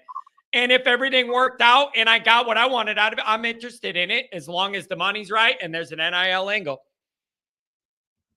By the way, when did it become? Okay, I'll be honest, man. The whole Jumpman thing, that's a new term to me. Is that what Air became? Did Air become Jumpman, a subsidiary of Nike? Am I correct in my assumption of that? Yeah, we were kind of talking about that Saturday night because all that stuff started in Nike. Like they started doing the Jordans, but then I think there was a way where they branched off and now it's the Jordan brand. But I believe Nike's still the ones who manufacture Jordan's logo brand, right?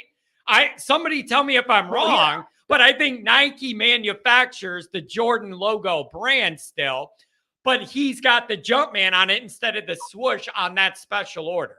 Yeah, it's a spin-off Nike brand, but it's a spin-off Nike brand. Like Nike's like the umbrella company and Jumpman's underneath it then, basically. Yeah, and that makes sense to me then. All under the Nike umbrella. Yeah. Okay. But no, you know what? I'm rooting for New Balance, man. I am because of what I've been hearing. I'm like, that's cool. I want that to be the case. It'd be great to see them come up together. That'd be very nice.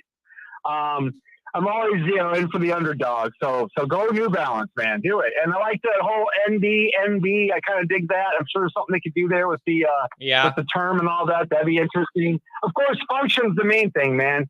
And my guess is, if they are pursuing it that aggressively, that's going to be a major part of it too. Is that function? So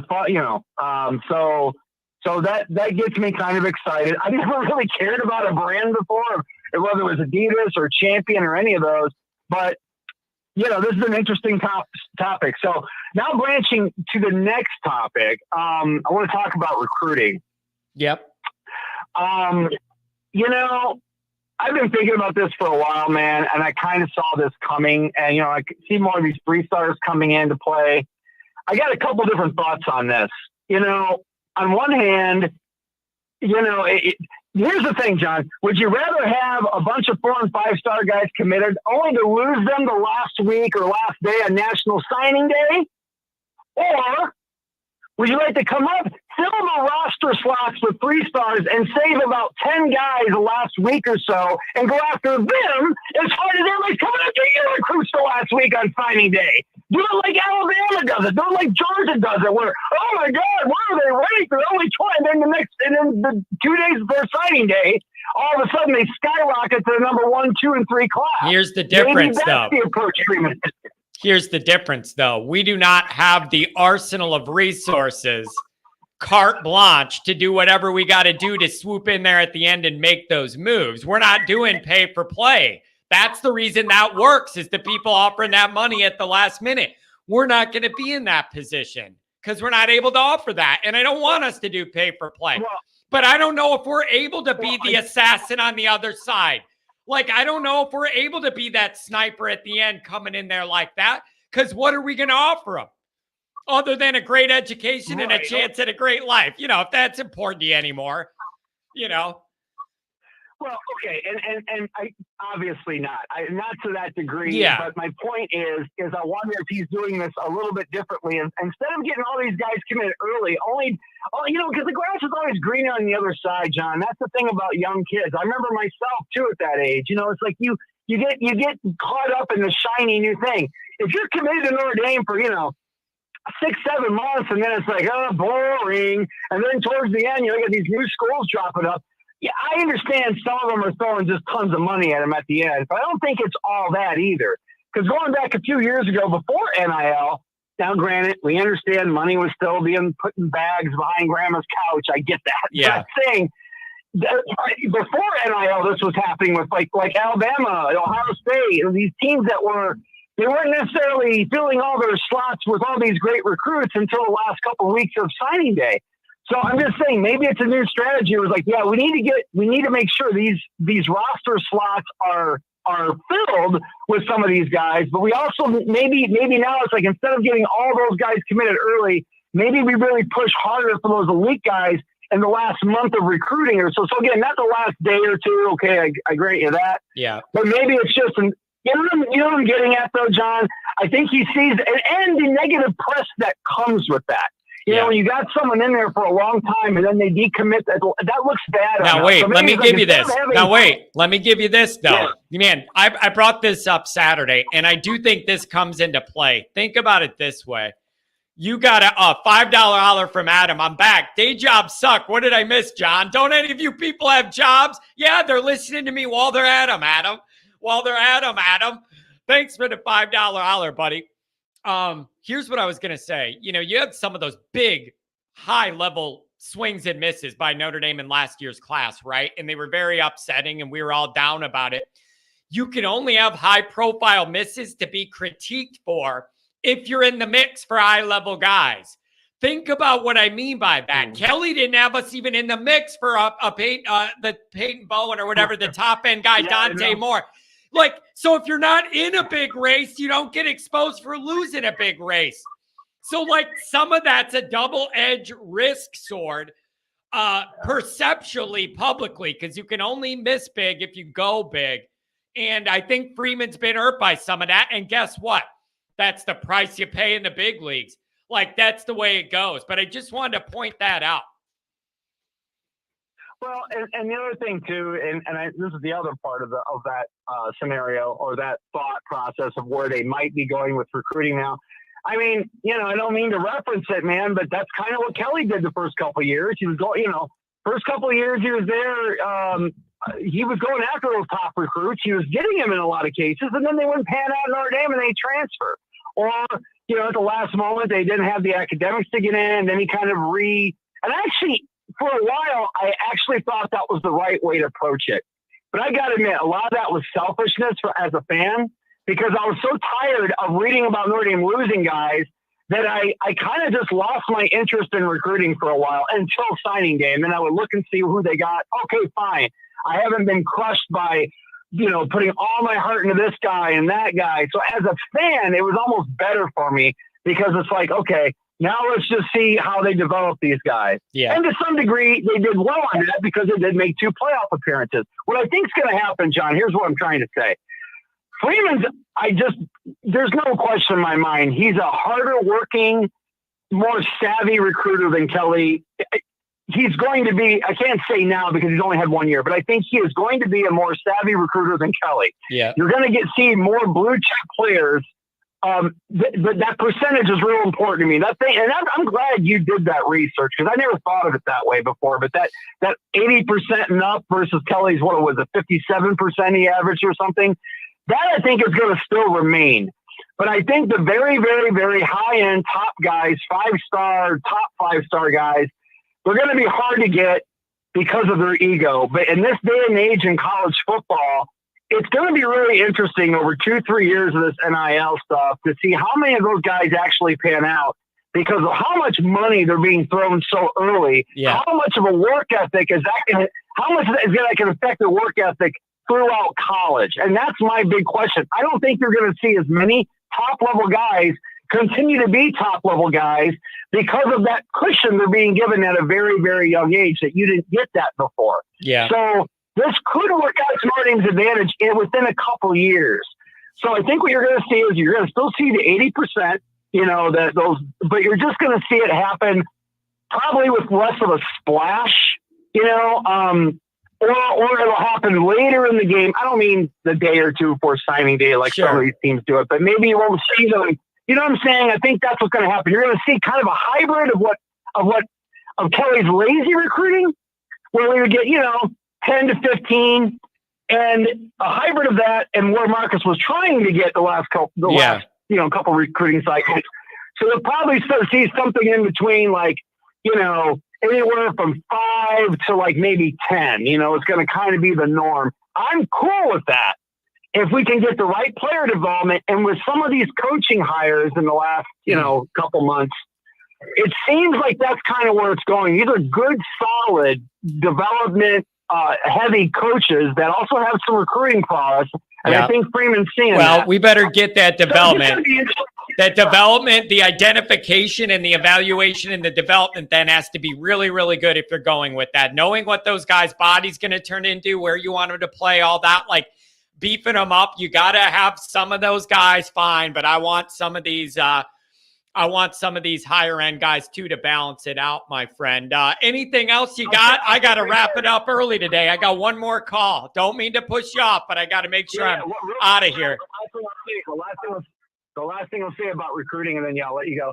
To me, it's all about the quarterback.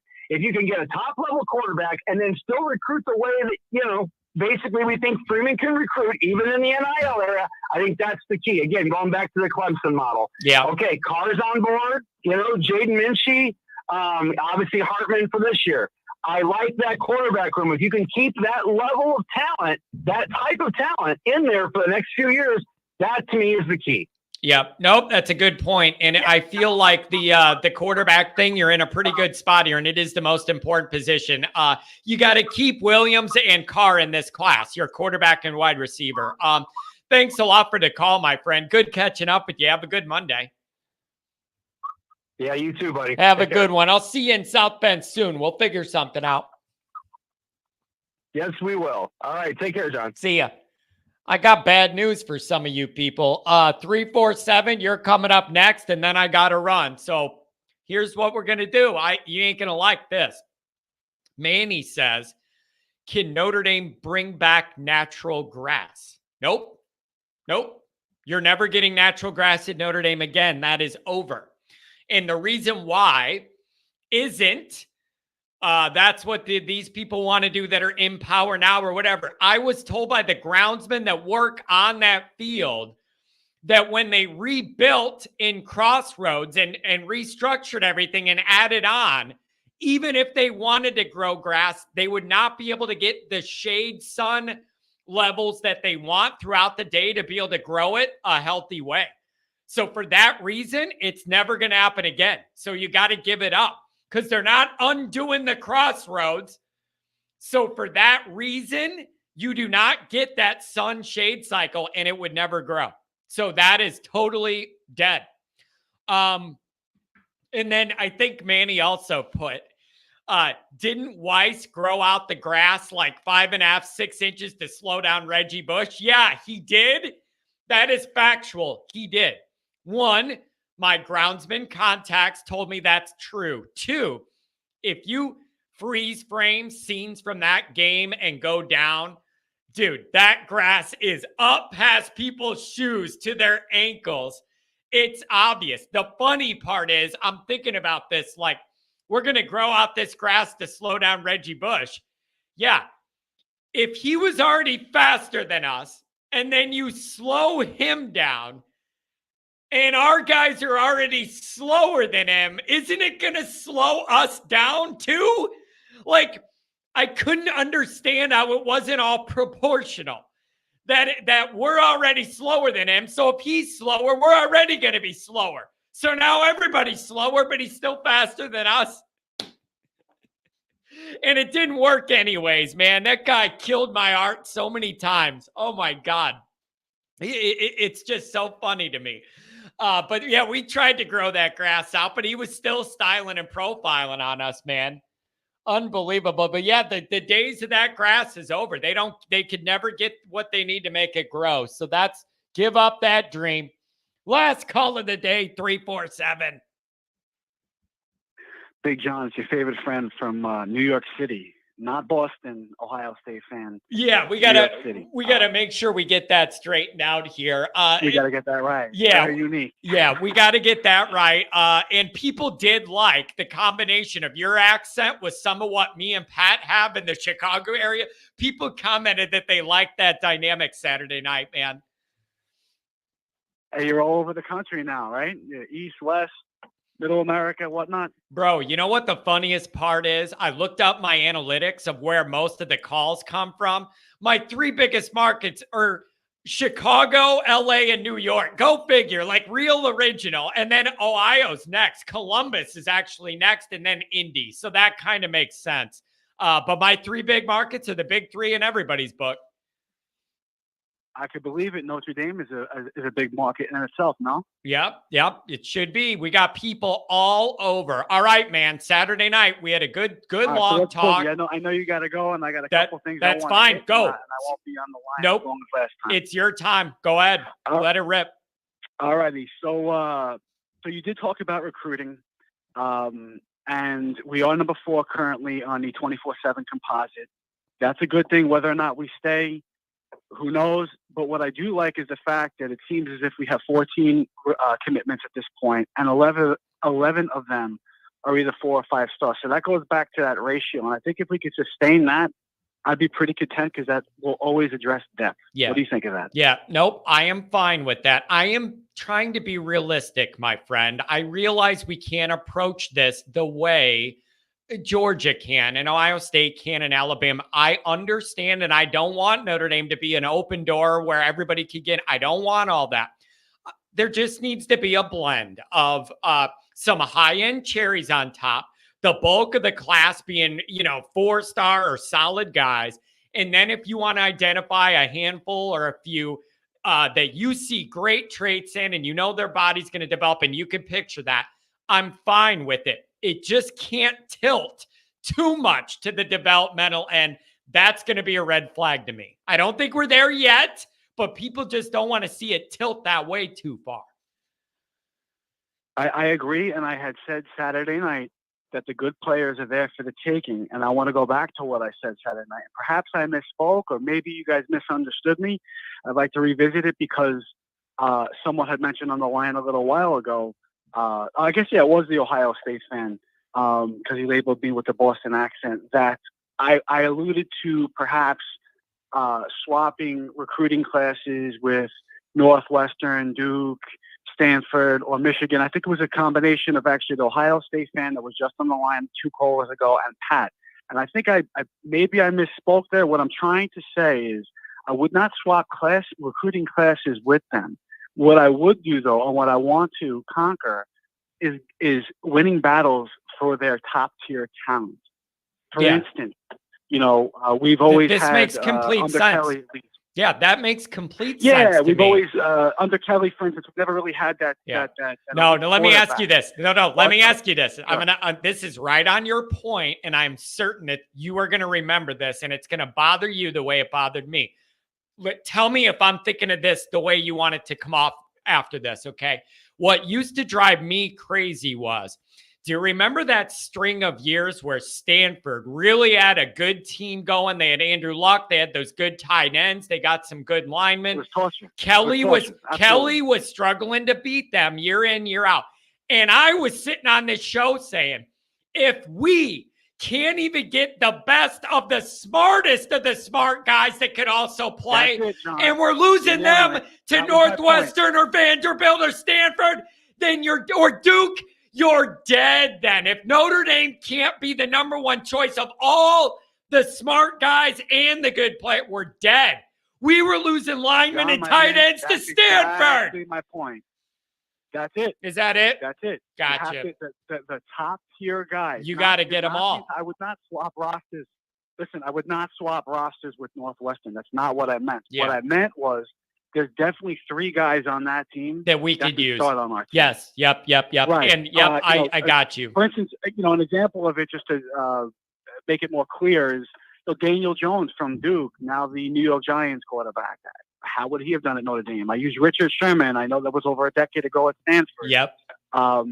And then current players, Donovan Edwards, Will Shipley. Those are more higher end guys that were identified earlier as 5-star. So we're on the same page there. I'm glad we're clear. Yes. That, I know we meant the same thing, but I wanted to make sure that everyone listening. That Stanford thing used to kill me because I'm going, man, it's hard enough for us. And if we're not even able to get the smartest good football players, I don't know what Kelly's doing here. And I don't know how we could exist in that when we're losing those guys to Stanford.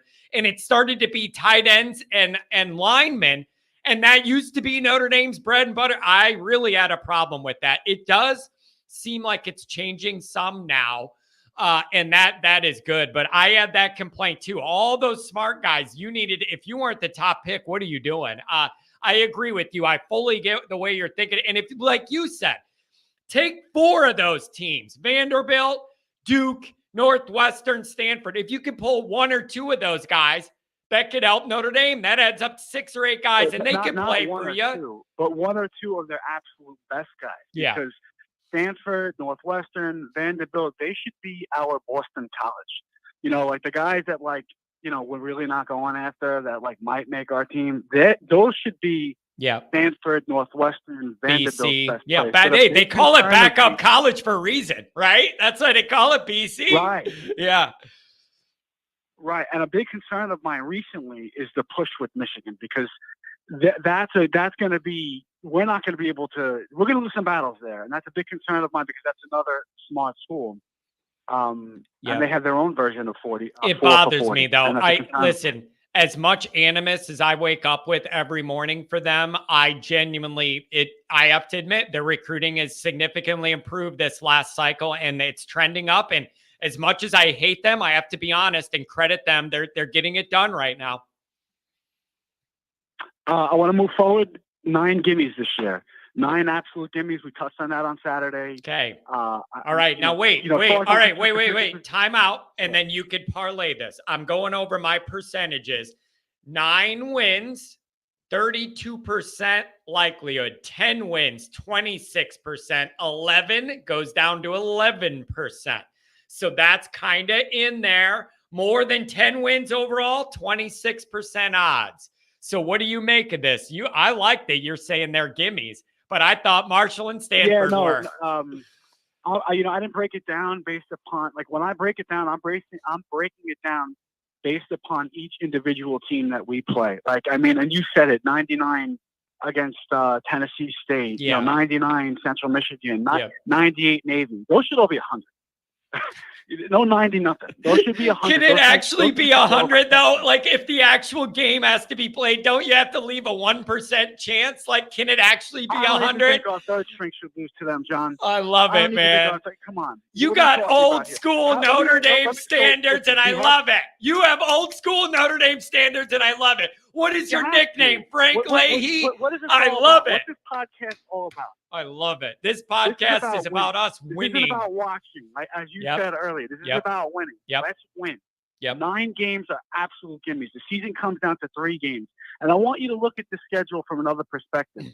What would another top 10 team, I don't know, LSU, Ohio State, Georgia, how would they look at our schedule? How would LSU do against ND's schedule this year?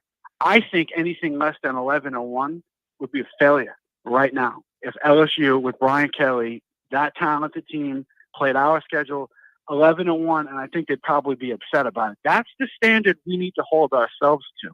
We need to look at things that way and not go, that's nonsense. 9 games on our schedule, 5 of them being lower, middle of the road ACC teams. They're not even Big Ten teams. They're definitely not SEC teams. Yeah. We've got 3 teams on our schedule that are very difficult, but I think we're very difficult. And I think those games should be coin flips. I think winning one of them is a must. 2 out of 3, successful season. Listen, do I take 10-2 and a win in a bowl game and probably go 2-2 against ranked teams this year? Sure, I take it, but I'm tired of keeping the floor so low. I think we need to hold ourselves to a higher standard. I think we gave Freeman his mulligan last year. Reese is gone. Time to move on. It's his team. We've got the talent. We've got a nice, easy schedule with the exception of the 3. 10-2 is the absolute floor. I feel very, very strongly about Yeah, I do. I think that I think the pressure's ramping up on Freeman. I think everybody understood that you had the quarterback issue and it was year 1 and all the new changes. There was a little leeway there on the understanding. I don't think there's much of that left. People are ready to see this get where we want it to be. It's not his fault the quarterback went down last year, but I feel what you're saying. The pressure's on this guy. 10-2 has to be the bottom, or it's going to be rough. Not like internally at Notre Dame, but the media and the way the fans and social media cover it. If he doesn't go 10-2 or better, no matter what the circumstances, there's going to be some heat. I agree. And I just want to lastly address the Ohio State matchup only because it's been spoken about a little bit today. Okay. Listen, yes, they have slightly more talent, but we're at home. Okay. We're the ones with the experienced 25-year-old NFL quarterback. We're the ones with the hot, young, up-and-coming coach. They're the ones with the coach that's possibly on the hot seat. They're the ones that have lost back-to-back to Michigan. And there's a formula there. There's a formula to follow to beat them. And Michigan was able to do it, and we have more talent than Michigan. And we're at home. We should be able to do it. They got a new QB. They got a coach that's just not getting it done as far as I'm concerned with the talent that he has. And I think the Ohio State caller had also mentioned that C.J. Stroud was soft. Listen, he played out of his mind in the Georgia game. I think it's because he had to, because Georgia is even more so talented than Ohio State. So they were able to accentuate his talents in that game. And I got him the number 2 overall pick. But the rest of the team, I think they can be pushed around. Michigan did it back-to-back years. Can't wait. Yeah, Michigan seemed to find a formula. What I think it is the way Michigan set up the one way you can take advantage of Ohio State in a lot of ways. Like they were just set up to kind of be able to play them tough. And Ryan Day, man, those people are not happy right now. And you drop one to Notre Dame at our place, and the heat's really going to be on that guy. And I want to pour gasoline on that fire, baby. Yes, absolutely. I suspect we're going to. I think this is going to be not the greatest year for Ryan Day and Ohio State. I think they're in a transition year. I don't think that they have that generational quarterback that they've had back-to-back years. And I think it's gonna hurt them this year. Yep. I hope you're right, man. And it's going to be all summer. We're all looking to that date. Hey, listen, man, I appreciate the call Saturday. I appreciate the clarification today. Anything else as we wrap up here? No, John, that's a wrap. I'll let you go, buddy. Thanks for picking up on me. Hey, no problem at all, man. I really enjoy when you call and you do your research, and call anytime, man. Have a good Monday. Take care, John. You too. Have a good one.